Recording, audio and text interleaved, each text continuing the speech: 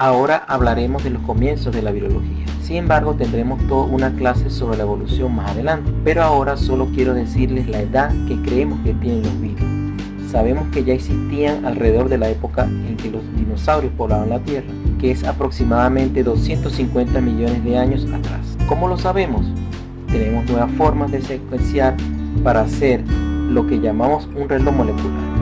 Podemos secuenciar distintos tipos de virus de distintas épocas y podemos analizar sus diferencias para calcular desde qué época estos virus estaban presentes.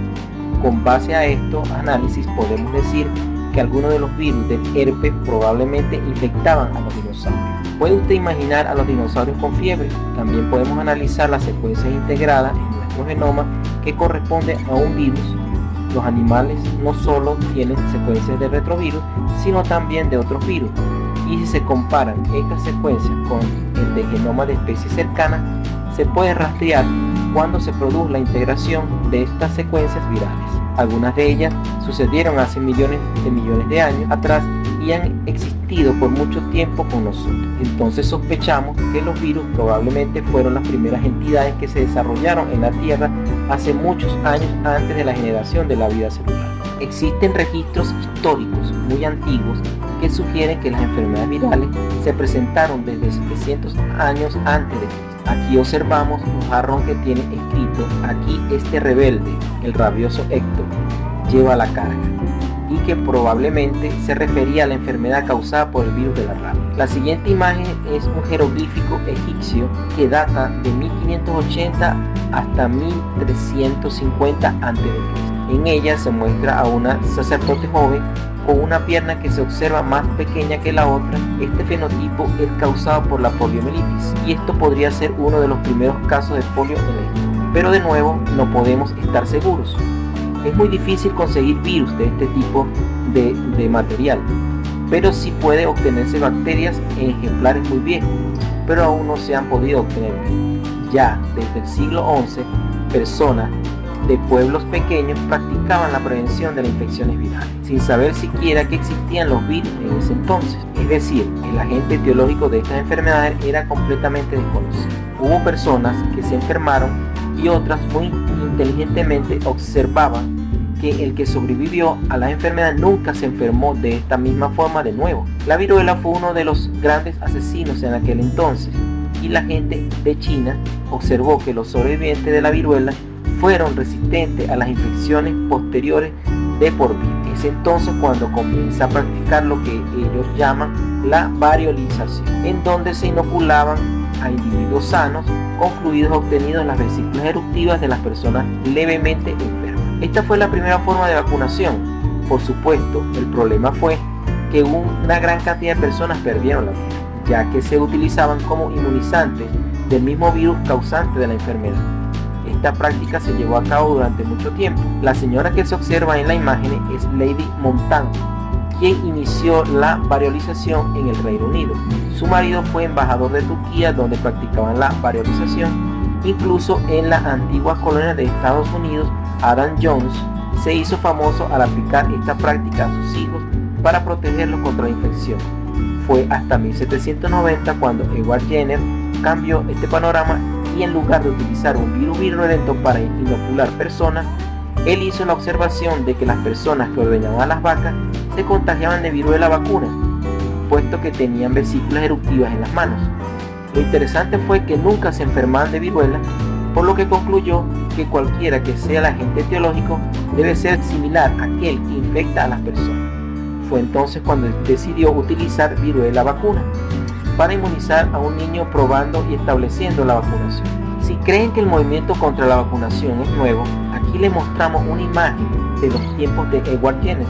A finales de 1790, él comenzó a inmunizar a las personas contra la viruela. Como la viruela derivaba de las vacas, de inmediato la gente opinó, esto no traería nada bueno, y argumentaron que le iban a crecer partes de vaca en los diferentes lugares del cuerpo donde Jenner aplicara la vacuna. Para preparar el terreno en el descubrimiento de los primeros virus, vamos a hablar de cómo eran los microbiología en los tiempos antiguos, porque como todos ustedes saben, la virología es un campo de la microbiología. Comenzaremos con Anton van Leeuwenhoek. Él era un holandés fabricante de lentes en los años 1600 y fue quien construyó el primer microscopio. Él fue la primera persona en ver cosas muy pequeñas en todo tipo de muestras.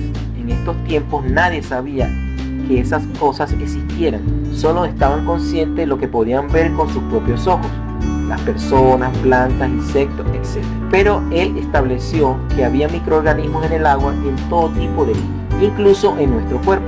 Esta fue la primera vez que se comprobó que había muchas otras cosas además de lo que podía ver a simple vista. Louis Pasteur continuó más tarde, en 1800, fue el quien dijo que los microorganismos no se originaban de manera espontánea, sino que estos se multiplicaban y que eran seres vivos. Es entonces cuando se presenta un gran debate entre ellos y sus opositores, los partidarios de la generación espontánea. Sus famosos experimentos consistieron en hervir un caldo nutritivo en un matraz de cuello de cisne. Este matraz evita el crecimiento de bacterias, esto a menos que el caldo se inoculara con una de ellas. Por lo tanto, el cuello curvo del matraz evitaba que las bacterias presentes en el aire no pudieran entrar y por ende contaminar el medio. Es entonces que concluyó que los microorganismos viven y se multiplican. No existe la generación espontánea. Por último, Robert Koch, que fue el primero en establecer la teoría de los gérmenes y la enfermedad, y estableció una serie de requisitos para demostrar que existían microorganismos capaces de causar una enfermedad, que se conoce como los postulados de Koch. Aquí es donde estábamos a finales del siglo XVIII. Teníamos el conocimiento de la bacteria, pero todavía no el de los virus. Comenzamos nuestro viaje viral con la enfermedad del mosaico del tabaco. Como saben, el ser humano cultivaba el tabaco desde hace mucho tiempo, y desde entonces la planta ha tenido una enfermedad llamada la enfermedad del mosaico del tabaco. A finales de 1800, mucha gente estaba tratando de averiguar lo que causaba esta enfermedad, dadas sus consecuencias económicas, ya que se destruían las hojas y por lo tanto no se podía vender. Varios científicos en Europa estaban trabajando en esto, sacaban hojas de tabaco y hacían extracto de la misma. Posteriormente trataban de transmitir la enfermedad a otras plantas exponiéndola al extracto. En dos ensayos independientes a finales de 1800, uno realizado por Ivanovsky en Rusia y otro por Beijering en Holanda, ellos decidieron utilizar filtros de porcelana con poros muy pequeños que excluían a las bacterias. El trabajo de Koch y Pasteur ya habían demostrado que era posible separar bacterias con este tipo de aparatos, ya que al poner un extracto y pasarlo a través de estos filtros, los filtrados se encontraban libres de bacterias. En la parte superior se encontraban todas las bacterias adheridas al filtro. Con las hojas que tenían la enfermedad del mosaico del tabaco, prepararon un extracto que pasaron a través de este filtro de porcelana, y la sorpresa de ellos fue que lo que causaba la enfermedad en plantas sanas era aquello que había pasado a través del filtro. Concluyeron que se trataba de un organismo muy pequeño, que nunca había sido descrito, mucho más pequeño que las bacterias, ya que pasaba a través de los filtros. También encontraron que si se incubaba en el filtrado, este era incapaz de crecer por sí solo, y dedujeron entonces que se trataba de un nuevo agente, realmente pequeño e incapaz de crecer por sí mismo a menos que se pusiera en contacto con un nuevo huésped, además de ser claramente distintos a la bacteria. Aquellos fueron los primeros descubrimientos de virología a finales de 1800. El primer virus animal fue descubierto en 1898 y fue el virus que causaba la fiebre aftosa en el ganado bovino. Esta infección producía lesiones hiperémico-hemorrágicas en la mucosa bucal, las pezuñas y en los músculos de las vacas, con desarrollo de erosiones y ulceraciones. Esta enfermedad ocasionaba colosales pérdidas de producción en todos los casos.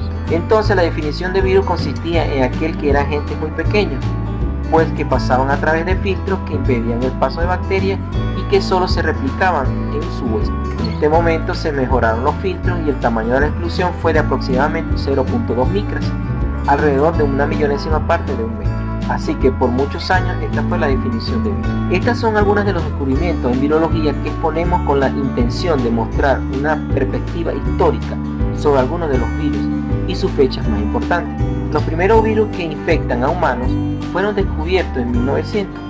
Fueron el virus que ocasionó la fiebre amarilla, el virus de la rabia, el virus de la viruela, el virus de la leucemia de pollo, que es el primer virus causante de cáncer descubierto, y el virus de polio en 1908. En 1911 se descubrió otro virus causante de cáncer, el virus del sarcoma de Rose. Este virus causa tumores sólidos y vamos a hablar mucho de este en el curso. Los bacteriófagos, que son virus que infectan a bacterias, fueron descubiertos en 1915 y el virus de la influenza fue descubierto en 1933. Luego vino la microscopía electrónica, donde se pudo observar por primera vez las partículas virales y que cambió el concepto de virus hasta nuestros tiempos.